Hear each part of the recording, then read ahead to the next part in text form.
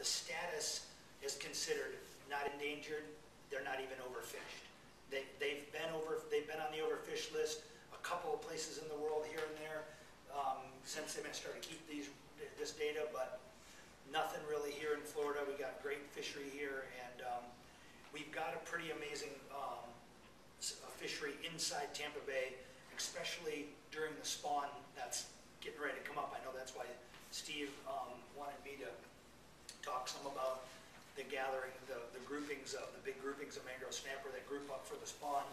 It's one of the times of year, just like any other species, whether it be snook or redfish or whatever, when they're gathering to spawn, they're gaining the numbers. They get in huge numbers, and they are more aggressive. They feed up for the spawn. They they become more available. And obviously, when they're more concentrated, they're going to be easier to find, easier to catch, and this is the time of year, especially around the full moons when the spawn is going on, that you can really get some real nice trophy-sized fish. And in here in Tampa Bay, it is no exception. Here in the Bay, we've pretty much got just about every migratory species, with possibly the exception of some of the fish that need to travel a little bit further offshore, like maybe the sailfish and the tuna and stuff that need more water. It's clear water, but I mean everything from kingfish and cobia and every shark that's migrating and everything. So Tampa Bay is a pretty rich fishery in that respect, and the mangrove snapper are no different. And this moon, I got a couple opportunities to get out on this moon that we're on right now here. This June. June is usually the first part of when the fish really start to gather in some serious numbers, and they're doing it. They're here. The fish are really starting to group up. The water is, if you've been out, you know the water in Tampa Bay is really clear. It's crystal clear right now, and you can pretty much go from some of the areas in this, go from structure to structure around Tampa Bay right now, the towers and stuff, and you can see the schools of mangroves that are out there. I saw the last 2 days, there's been some really nice schools. I haven't seen any really super big fish yet, and the big females can, in my experiences, can go to 25, 26, 27, even 25, 26 inches, 27 inches if you catch them on the spawn just right. And it's something that it can take some time to really kind of get it figured out, kind of get it dialed in as to how your particular fishing techniques work with the way the fish orient themselves to the structure and different things like that. But we can talk about some of that stuff tonight, and we can definitely get you more dialed in, or if you're already dialed in on it, I'm certainly open to any of your comments or advice too. If something comes up that you have a question, feel free. I don't claim to know it all. I just know my way. I get a chance to get out on the water. I do fish as a charter captain. I get to get out there a lot, and mangrove snapper is one of those type of fish that people like to catch because they're awesome eating. The limits are still up pretty good on them. It takes 5 fish per person. I know a lot of people that fish inshore, that one redfish or a one snook at times, especially coming off a protected ban, because we don't like to keep. We're not trying to keep that many snook, even now. So mangroves are one of those, and mangoes, you may I may call them mangoes or whatever, but that's one of those species that's in pretty good shape, and so it really doesn't hurt too bad to go out there and get yourself a nice little mess of fish for dinner. And like I said, it's all coming up, so there's going to be some really good opportunities. I like to start off by just basically some of the. I just mentioned that you keep 5 fish per person. The fish have to be a minimum of 10 inches, and there's no maximum on the mangroves here in the bay or anywhere really, as long as they're over 10 inches. Now, limits will vary. Places you go in the state, you have Florida here, it's going to be 5 per person here on the West Coast, and I'm pretty sure that's what it is over on the East Coast too. And that's part of your over there. It's part of your, I believe it's part of your 10 snapper aggregate, but here it's not. So you can catch, on the Gulf side, you can get 10 yellowtails and still get 5 mangrove snappers, which is pretty good mess of fish.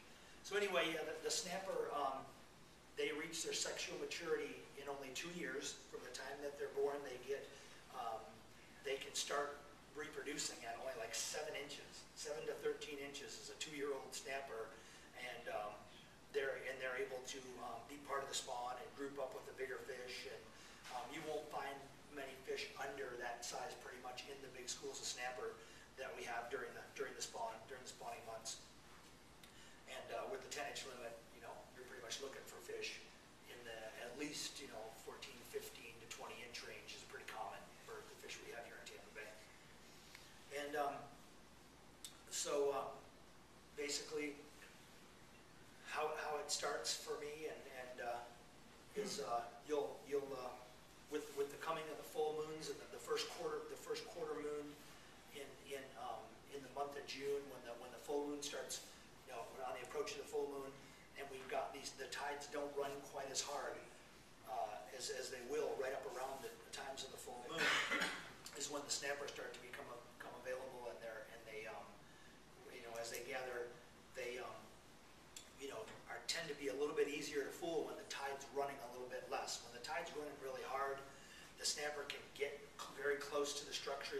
They'll get in behind the rocks a lot of times, and it's more difficult for you to get your baits in there to where they can feed on them, and you can fool them, because they don't want to get in the middle. They don't want to get in the fastest part of the current.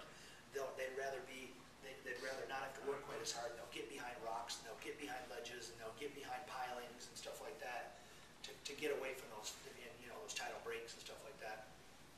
But they're as a species, they can get pretty weary too. They're pretty savvy, and they're pretty easy to fool 1 or 2 when you first start fishing for them. But we can talk about some tactics for getting them to where you can actually catch, where you can actually get a few of them and get a decent bag limit. One of the good ways I like to start off with that is chum is something that they respond to quite well. I personally like the really super fine stuff. It's double ground. You'll buy it in a little block. It's maybe this size and about like this. You just put it in a standard in a chum, in a regular mesh type chum bag, one that's got some not super fine holes, but at least like medium sized holes. And that chum has got a lot of oil in it, and the fish have got a good olfactory sense, and they kind of respond to the pieces aren't really that big, where they're actually sitting there eating all the pieces of chum and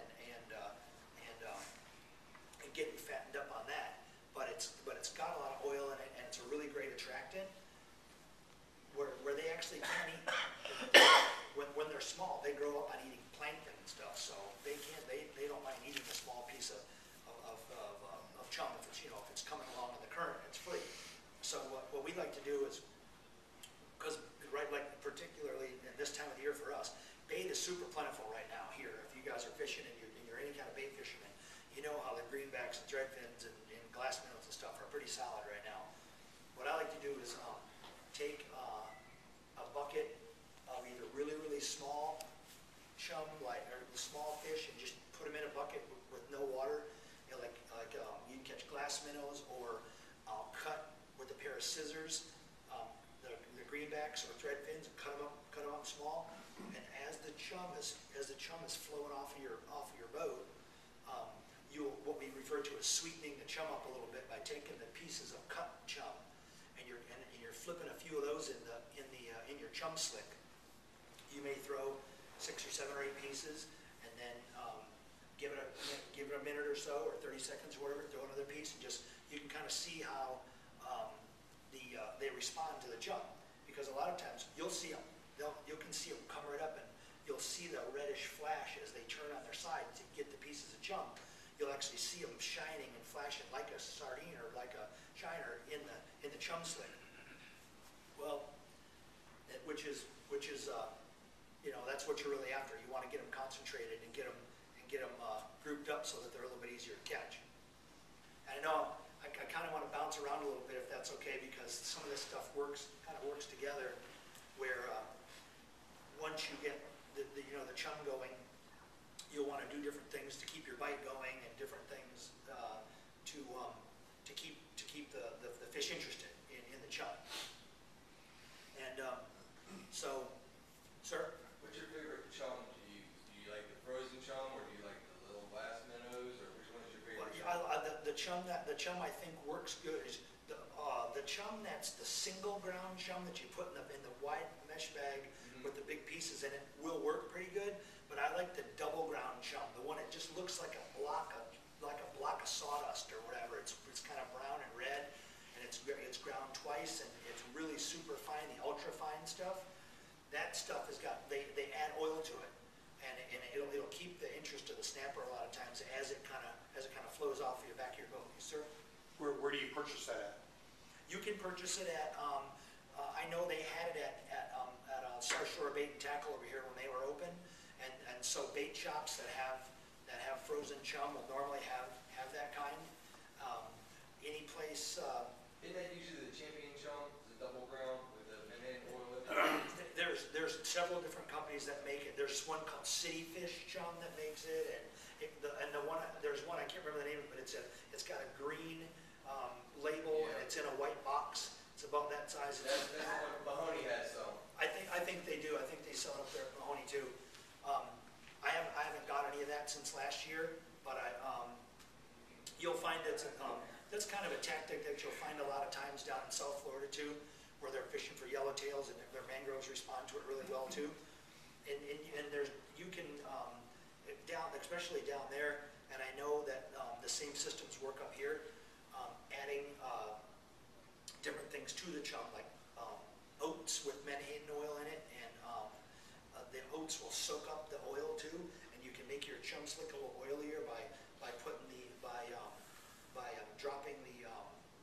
Well, I say this as every year when we go down to the Keys and we fish down there, the mangroves down there will make up a chum down there in addition to that fine chum that's made with the single ground chum, a little sand, some menhaden oil, and oats. And then when you grind it up with like a mixing paddle, you'd mix up maybe tile mud with or something like that, and the mangroves really respond to that. You'll have a whole chum of a slick of yellowtail in your chum, and a lot of times when we get our limited yellowtail, we'll start mixing that in with it, and the mangroves just come from out of nowhere, and you'll have them right behind the back of your boat.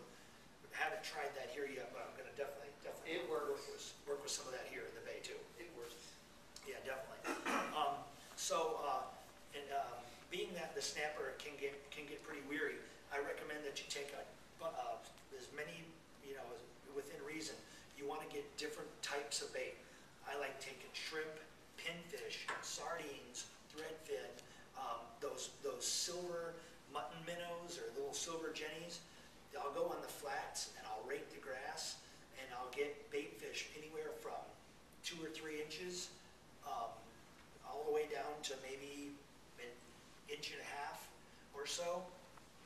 And the snapper will sometimes, the bite can kind of slow down or shut off a little bit from time to time.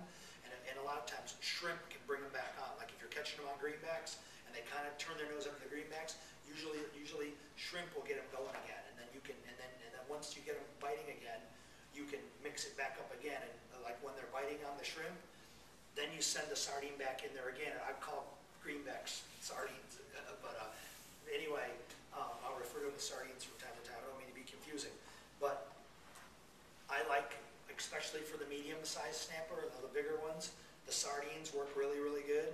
And then, like I said, a good-sized, medium shrimp will also they'll eat that pretty readily too. And like I was talking about how they can be kind of tentative, and they can be kind of a little finicky. The water's really clear right now. I was using 15-pound leader day before yesterday. I was using some 15-pound fluorocarbon, and I was making the leaders about 5 foot long, actually. Because if you get, the way it is with me is you have to hook them to lose them. So if they're not biting,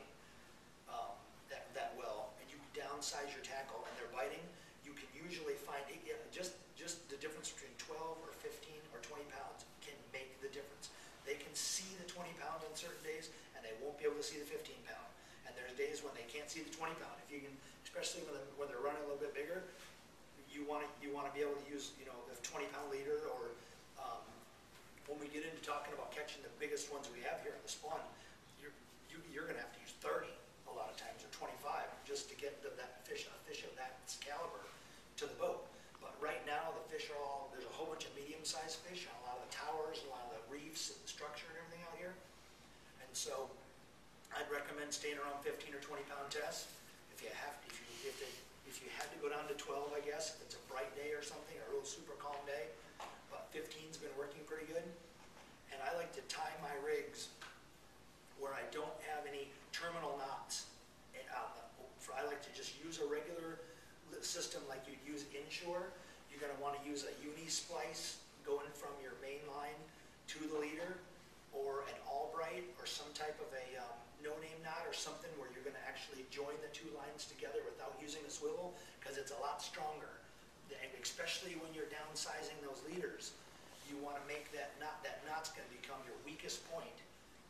If you tie it to a swivel, what's going to end up happening is that's right where it's going to break, is because the knot that's clinched there loses over half of its strength, and when you get if you get a 18 or 20-inch fish on, unfortunately, that's right where it can break.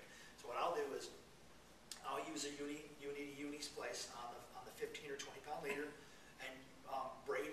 I like using braid.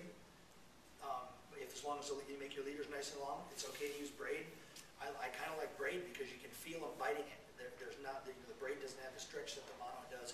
You can actually feel them, and they can kind of be finicky when they're biting it from time to time. When we get into the part about actually catching them when they're spawning, they hit it like a freight train, and they hit it. You'll think the fish is this big, and it'll bow the rod down. You'll be like, oh my God! It'll come up and it'll be 17 inches or whatever. When they're pumped up on that spawn, they're fat and they're super aggressive. They bite better, they fight harder, all that stuff.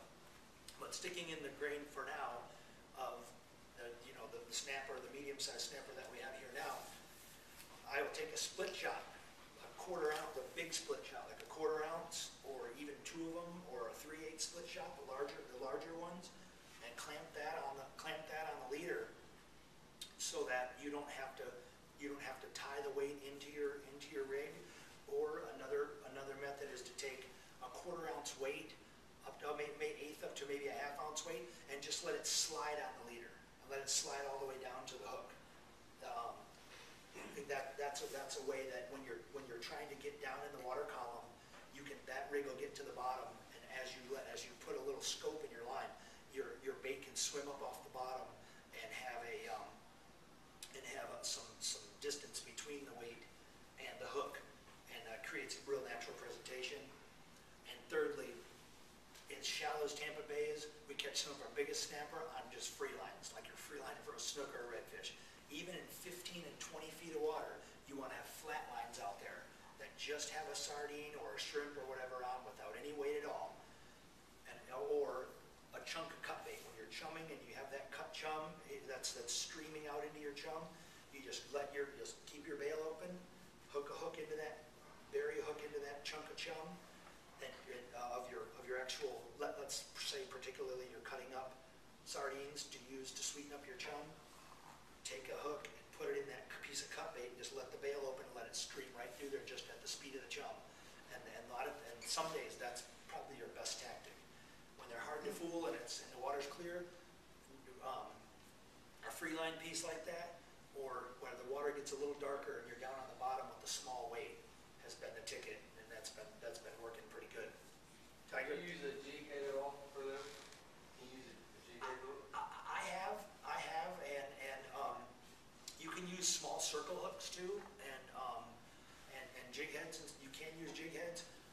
I'm not really huge on using jig heads inshore, just because I'm not, for whatever reason, I haven't used it that much. I've used it offshore. I've used it for grouper, and some days at the reef, I know that the jig head will actually get more. It can get more bites. The color, especially when the water's not so clear, seems like can cause a little attraction, maybe be a little something different. When I do use a jig head, I like to take and rig it on with a shrimp or with a bait. If I'm using a shrimp, I'll take the hook of the jig head and I'll go up from the bottom of the head of the shrimp. Let's say this is the horns of the shrimp, the crown sticking up.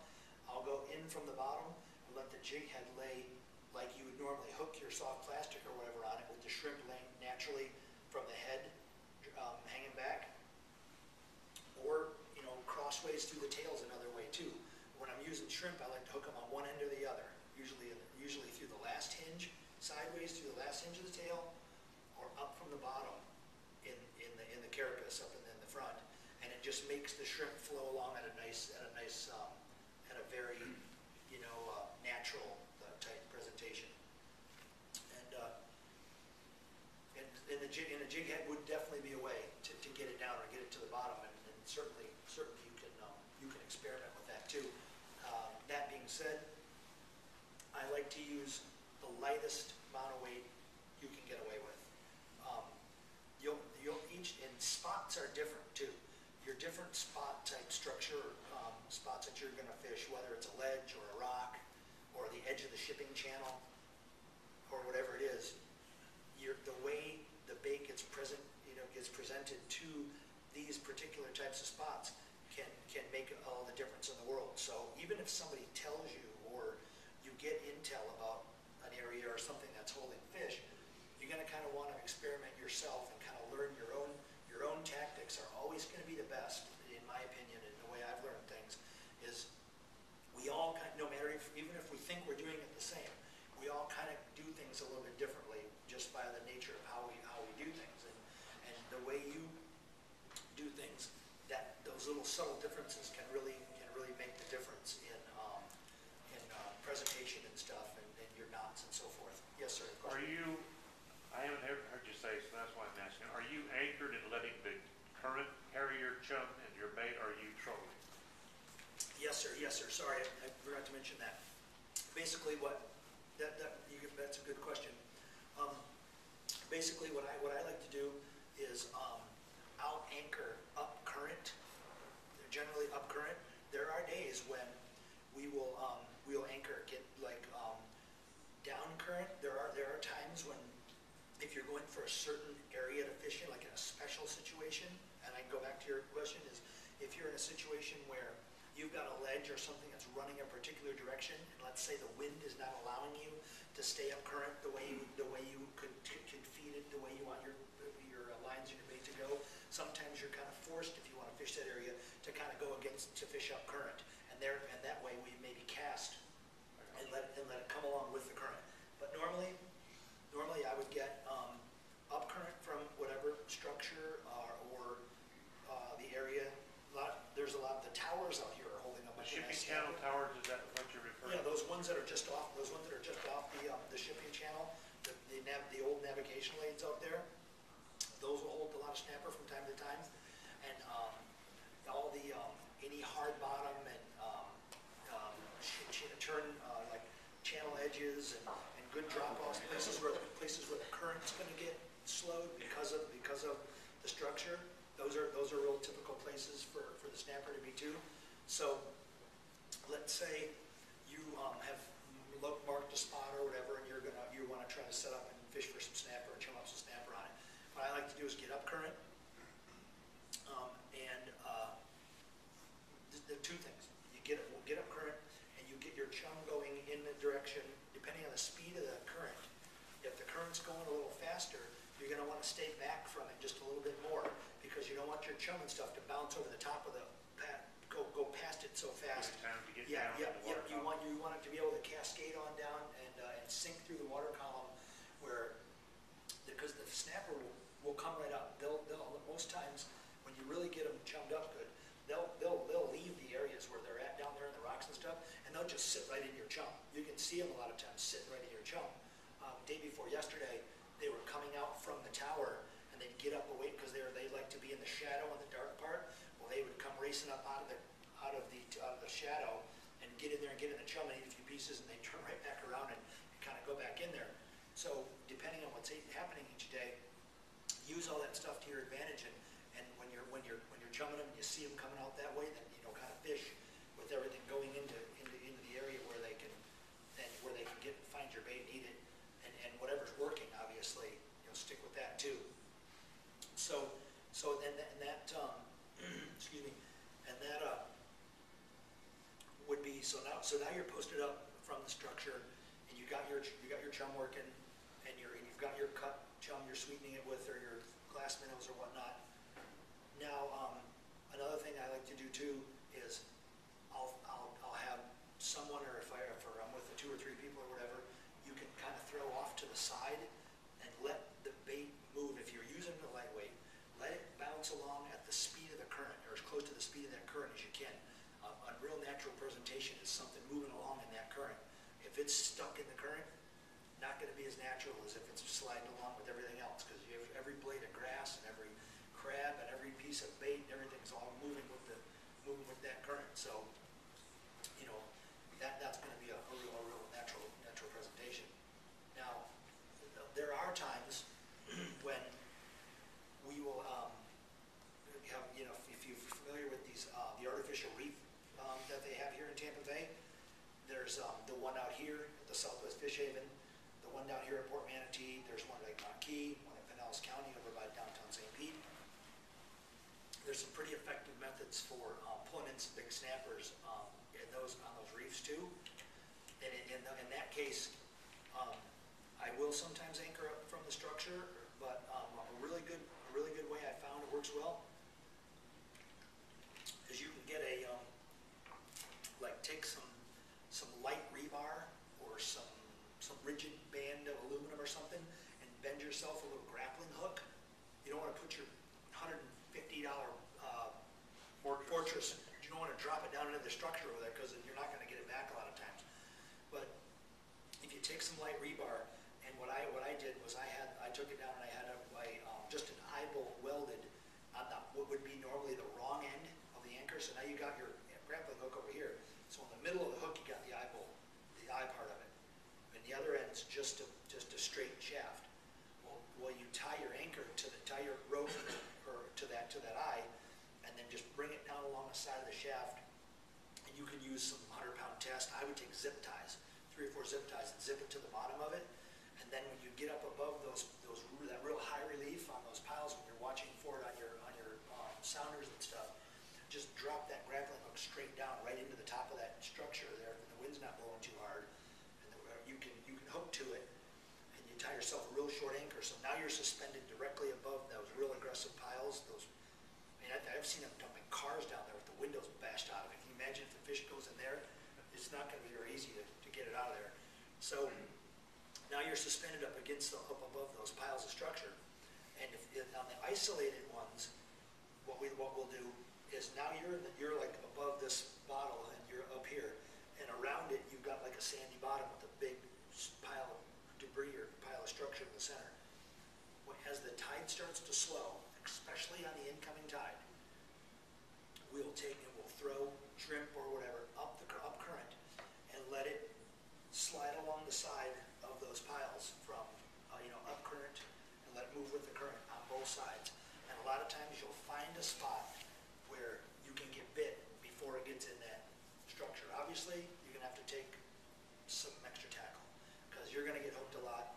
Anytime you're fishing in structure, you're probably going to hook bottom quite often, and you're going to need to either be able to tie quickly or have some hooks tied to leader material made up already, so that you can just splice it into your main line, drop another split shot on it or whatever you're using, and flip it back out there.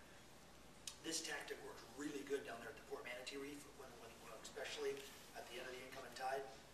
On the south end of the reef down there, as the reef starts to get broken up, there's some isolated piles down there that are really big, and they hold snapper and grouper. There's Goliath on them and all kinds of stuff, tarpon swim around down there and everything.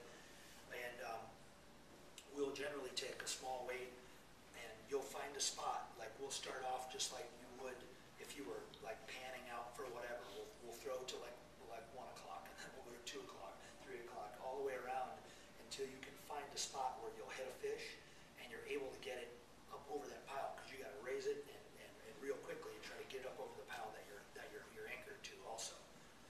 So, and that tactic has really, really worked well for me in the past. But you just have to, like I say, it's gonna take some time. It's not, if you just wanna throw your lines out and wait, that's not gonna be as good, because you're gonna really have to work with that. And as the tide slows and changes, you gotta constantly be evolving and moving with it, and when you keep your tactics working to be successful, something like that. So sometimes most of the time we anchor up current if we're fishing on a ledge or a pile of fish that we've marked or something, but that's another good way that works. And the whole thing with the eye bolt being tied the wrong way is when your anchor gets hung, the worst case scenario is you tie it to the boat, you break those zip ties, and it just pulls it out backwards, and you'll get your anchor back about 90% of the time on it. So, I just want to kind of step on what you said earlier about how the tide movement. absolutely. One thing that we do is I have a bunch of different cameras that I'll send down. I have a GoPro that I send out. One thing that we've noticed when the tide is ripping, those fish literally sit on the bottom and they don't move. They're doing everything that they can just to stay in that one little spot. To get out of the flow as much as possible. And as soon as that tide stops, you'll see them just come up off the bottom and just sit there and swim around in a giant school. And that was one thing that I learned, especially with the camera. I kind of knew it beforehand, but seeing it on camera really kind of reiterated the fact that that's exactly what they do. All the fish do, the grouper, the snapper. When you see it, you know it, and that's one of the reasons why that anchoring to the top of the structure pile works so well, is because if you get there a little early, because obviously you want to be early rather than late, and the current's moving pretty good, you might not get bit for the first 30 minutes or hour or whatever, but as that tide starts to slow down more and more and more and more, those fish branch out further and further and further from the structure, and you'll go from 40 casts in a row where you didn't get anything, and then 5 or 10 casts in a row, it'll be a really nice snapper, then another one, and another one, and another. When you find a spot where you get one, that just keep working that spot. We'll even bring somebody over from the other side of the boat a lot of times and gang up on that one area if you'll find them between the piles or something. Because just like Todd was saying, that's exactly what happens when that current starts to slow down. And down there, especially, I like it on the incoming tide. They just get further and further and further out from the structure. And when the tide's slowing and a bait comes in front of their head, they eat it. Steve, you had a question? Yes. How much is the difference is it going to make since there'll be a blue moon in July? I really am not sure what that is. I know that in my experience, when you have these special type moons, it usually is pretty good, or better, or at least the same. Well, I guess the biggest question is, do you think that will continue to spawn? Because obviously the first moon in July is very early. And the second one is late, obviously, since there's two. But I just wondered if that wouldn't extend it some, or they don't. Honestly, They know as much about the moon as we do. Oh, To be truthful, you know.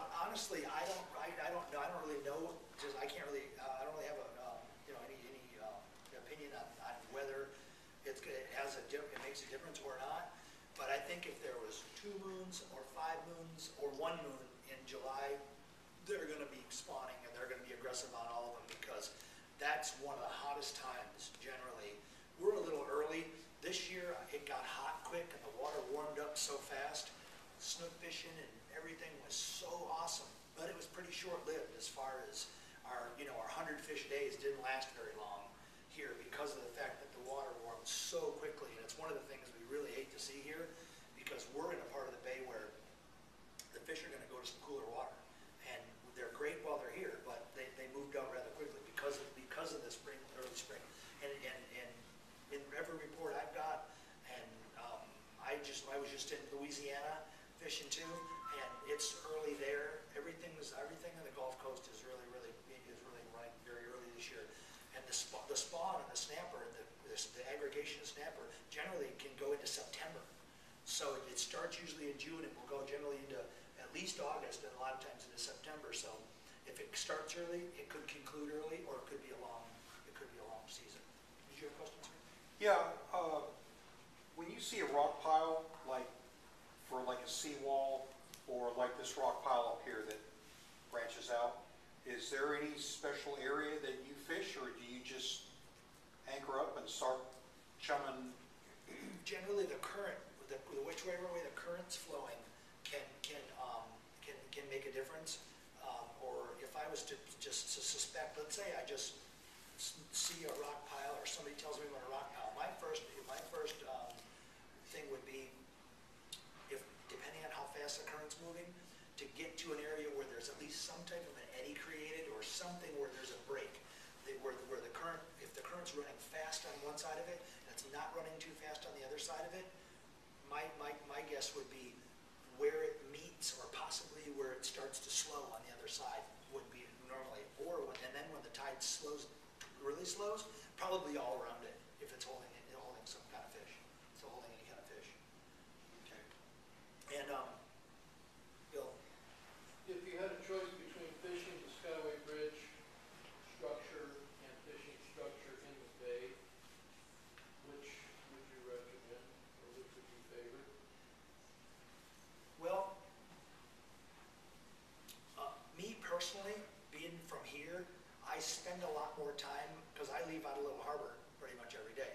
So I spend a lot more time from here, from here, and I go north sometimes, and I'll go south sometimes. So I get to spend a lot more time out here than I do around Skyway or south of the Skyway, and I just am more familiar with the areas up here, from Fort Manatee to here, or from the Skyway here is kind of our stomping grounds. So I prefer the waters inside the bay just simply because I know them a little better. I'm sure there's probably really good structure down there, and I know there is. Like in the A range, right by when you come inside the Skyway in the A range on that the St. Pete side of the channel there, there's awesome structure there, and there's huge boulders there, and all those hold fish. It's just a matter of a little bit less fuel, a little bit less time, all that stuff getting there. The only thing I'll warn you about fishing the Skyway for mangrove snapper, you got to fight off the dolphin. They'll come up there and steal your fish in a heartbeat. That can be at Port Manatee too. Yeah, I mean they are vicious out there, absolutely insane. Yeah. So let's say you're out there, you're doing your snapper fishing, whatever, and I've done some with artificials lately, and I don't catch a whole lot of fish. It's usually one, maybe two in a spot, but did pretty well on that. But let's say a cobia comes up in the mix, and you're fishing artificials. What do you want to have this time of year rigged up if the cobia shows up? Tube lure. Well, you mean strictly artificials? Well, we'll do the hypothetical situation if you're fishing live bait. You have every live bait in a live well. But let's start off with the artificials. What do you want to throw if the cobia shows up this time of year? The cobia, I fish a lot of live bait because when you're fishing with customers most days and stuff like that, live bait's a little bit easier to use and stuff. A large sardine has been pretty awesome. The cobia, there's still quite a few cobia around right now, and a really big sardine or some type of a large bait fish like a thread herring or something that catches the cobia's eye is a good bet. A pinfish, cobia seem to really like pinfish, and large shrimp too. A big shrimp, especially a big shrimp, that they're easy to keep. You can have it in a bucket or whatever, and if you're going to be out doing some fishing like that, and you're going to use artificials, you can keep a couple of 6-inch shrimp in a bucket, and if you see a cobia, they'll generally, especially if it's nice and lively, they'll usually eat it.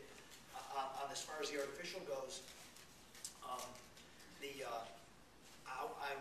what I've seen happen a lot of times, especially in the winter, is I've seen them eat rays quite often. They eat small rays, like pretty readily. I've seen them at times where like especially at the power plant in the winter, where you can throw every artificial, you can throw shrimp, sardines, everything, and especially on the really big cobia, and they'll just cruise along on the flats, and you'll see them eat a ray the size of a paper plate, in their travels as they go along. Somebody needs to invent a lure that looks like a stingray, Hoagie has something similar to that. I think they call it a fluke. They do. It's I know it's not that big. when we go offshore and we fish, or we're around the sky when we fishing, you want to catch a cobia on an artificial? Is that what you're asking? Strictly artificial? Black eel's good too. Yep, the it's a black tube lure. It's like a little black hose. Literally, it's about that long with a regular J hook and almost looks like a stinger hook on the back of it. It swims like a snake. And it's swim. You just chunk it out there and just sit there and work it like you would do a regular jig. And for some reason, they actually go insane over it. Insane. Every time that we've seen one, we always have one rigged up on your regular, like a tarpon rod or something like that. Chunk it out there and just work it. You can throw it and hit it on its head, and it's still going to eat it. They're not scared of anything. There's many times that me and my brother sat there and threw a bait and laid it directly on top of the fish's head, and all he does is turn around and eats it. Every time. So throw it directly at it and just work it like a regular jig. But you can pick them up. I know Mahoney's has some, and O'Neill's has some. You usually get 2 or 3 to a package.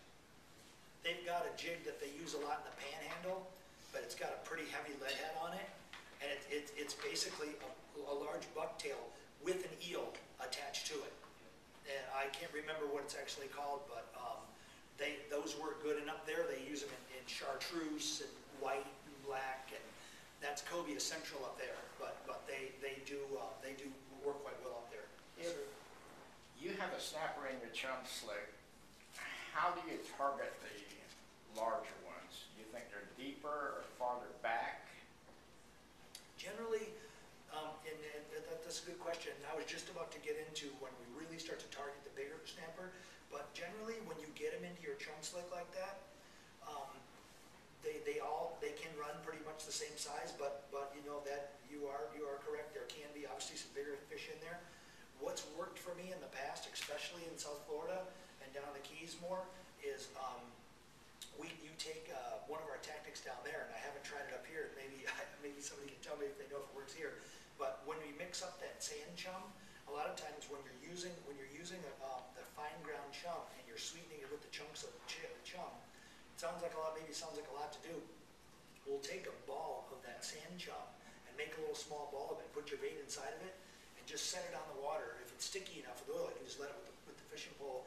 Open the bail of the spinning reel and just let that cruise through the chum, and then you'll see the snapper picking off the little pieces all off of it, and then it gets back into the school and all that stuff wears away and you got your chunk of bait back there.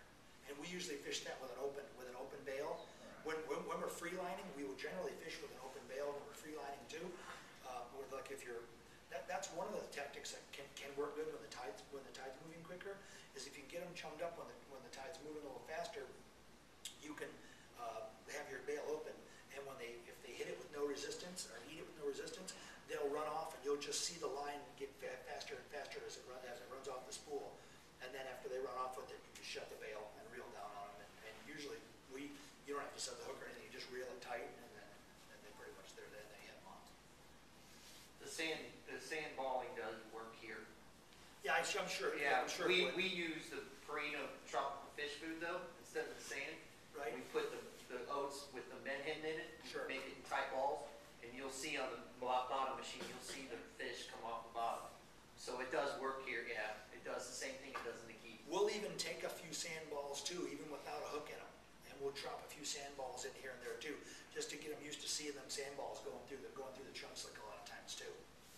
But here, my methods and what I've been most successful on really catching the biggest snapper, the really big ones, is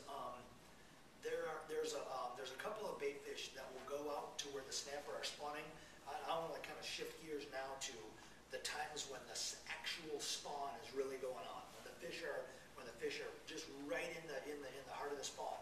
And basically, what happens on that is, as the full moon is approaching, up to about 4 or 5 days before the full moon, it can even be 5, 6, 7 days sometimes, and a couple of days after the full moon, what happens is the moon, okay, you got your daylight for all the daylight hours of the day, and then the moon is gonna shine for the rest of the night.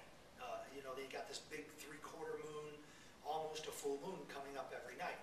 So when the spawn is really going on strong, what happens there is, as the moon gets up in the sky, the urgency to spawn becomes greater and greater as the moon drops down in the sky, as the night goes on and on and on. So what happens is, about 4 or 5 days, 6 days before the day of the full moon, that moon will set.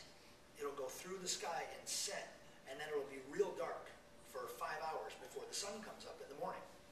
And then the next day, it'll be dark for 4 hours before the sun comes up in the morning. Then it's an hour different each day. So 3 hours, 2 hours, 1 hour different each day, where there's only 5 hours of darkness, 4 hours, 3 hours, 2 hours, 1 hour, of the real dark time, and the rest of the time either the sun's up or the moon is shining. So what happens is when the snapper are really spawning heavily, they'll spawn all the way until the time that moon goes down and sets, and then they just gorge and they feed heavily in that dark period before the sun comes up, especially right after it sets. So when you want to target the biggest snapper, the ones over 20 inches and stuff, and the male snapper that you'll catch will all be between 15 and 20 generally when you find them spawning like that. And if you get a female snapper, if you get one in the boat, they're usually, every one of them is over 20 inches usually.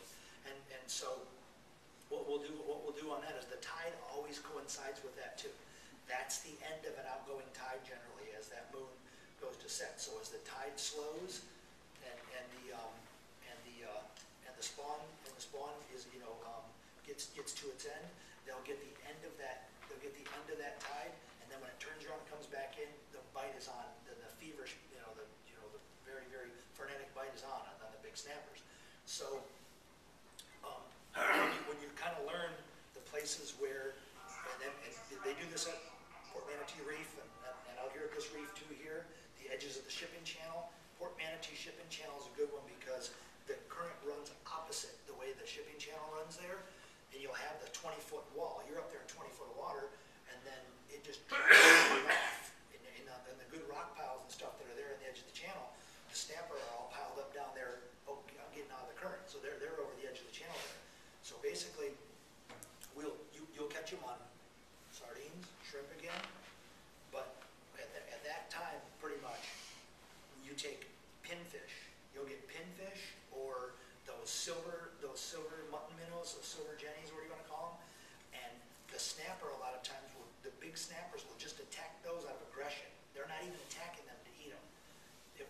When the moon's up and it's coming to that point, you'll put a pinfish down there that's 2.5, 3 inches long and throw it in there where they're spawning, and the snapper will just bite a triangular-shaped bite on the top of the pinfish's head, and then they won't touch it again unless they just drill it a couple of more times. They're not even eating it. It'll just look like you boiled it in a pressure cooker. It'll come back and every scale will be knocked off the top of the fish, and its eyeballs will be knocked out, and it'll just killed for just no other reason than get out of here, buddy. We don't need you here right now or whatever.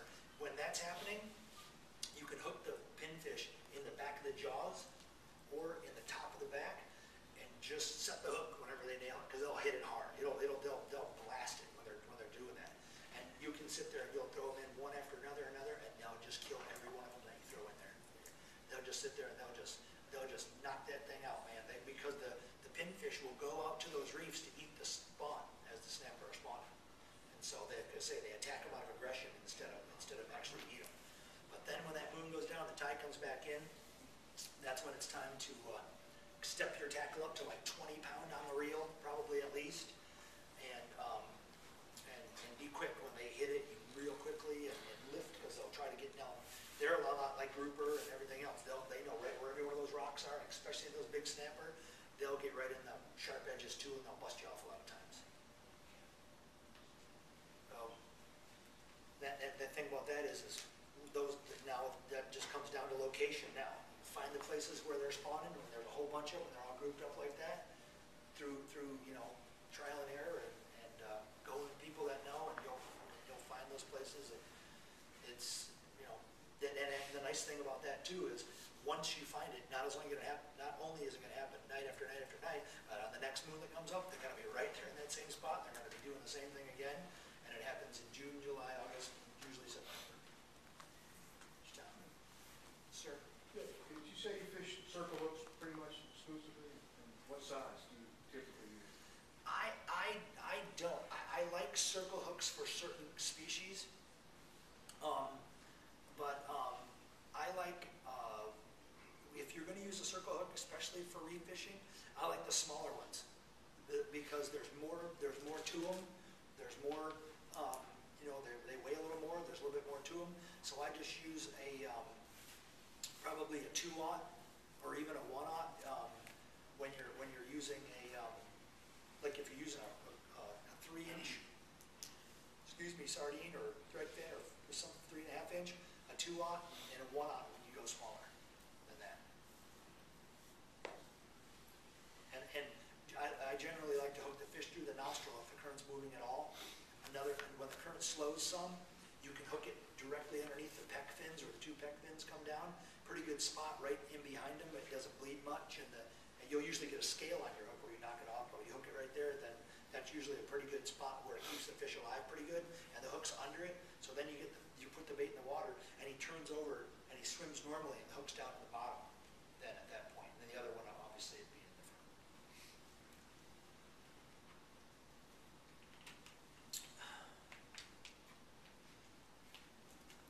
Any more questions? Oh, and just one more thing I'd add to that is that, so if before the full moon, that happens in the morning. After the full moon, that happens in the afternoon. The sun's going to go down, and the moon doesn't come up. The day after the full moon, it comes up an hour after the sun goes down, 2 hours, 3 hours. So the first few days after the full moon, you'll find that same thing going on in the evening, after the sun goes down and before the moon comes up. And that works really good for redfish, snook, and trout too, and probably other species. Absolutely. Anybody else got anything? Questions? Yes, sir. Back to the cobia. What size leader would you have on there? If you're fishing for keeper-sized cobia, I'd recommend 60-pound fluorocarbon, 50 or 60-pound fluorocarbon. You like cobia fishing? So let's just say I might have run into one with 20-pound leader on there, but at any rate, Loosen your drag, especially if it's a keeper and you're planning on keeping it. Loosen your drag and follow it till you catch it. That's the thing. Like a lot of times, especially during cobia season here, and I'm sorry, I'll let you continue, but especially during the season when we have migratory species, like we get a big run of cobia and all that stuff and everything. One thing I like to do is it's always better, unless the drag is just set ridiculously loose for mackerel or something, hook a tarpon or cobia or something. I try not to tighten the drag. If it held through the first strike and it took off and it didn't break, probably not going to break, especially if the line goes out further. I don't recommend tightening it. I'd rather pull the anchor and follow it. yeah, so they're not leader shy. No, they're stupid. Well, they can be though. I mean, there's times when they don't bite as well, and I don't know if it's because of their mood or the leader or whatever. But fluorocarbon, if you're using 60-pound fluorocarbon, it's usually pretty good. Now, I mean, the cobia can go to 70, 80 pounds here in the bay too. So 20 pound on a fish that size, you're risking it wearing through more than it biting through, just because you're going to have it on for an hour. So, and just if you like cobia fishing, still pretty decent cobia around. Yesterday I had these guys from the gopher plantation, and we were trying to shoot a cobia with a bow and arrow, and we saw some. The guy missed like a 40-pounder. This dude is a sniper, and he was shooting sheephead off the towers and stuff, and then he got a shot at a cobia from 6 feet away, and he shot right next to it and missed it. But anyway, there's some out there. There's still some good cobia around right now. Any more questions? Thanks, bud. Appreciate it.